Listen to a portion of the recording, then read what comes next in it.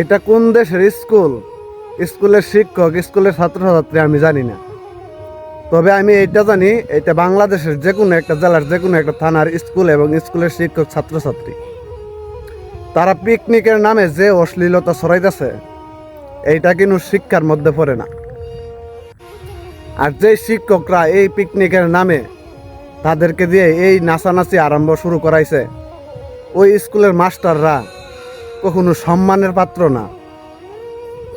যাদের ছেলে মেয়ে স্কুলে দিতেছেন, অভিভাবকের প্রতি আমার একটা আকুল নিবেদন, আপনারা আপনাদের ছেলে মেয়েদেরকে দেখে রাখবেন এবং এই রকম কুসংস্কার থেকে বাঁচিয়ে রাখবেন।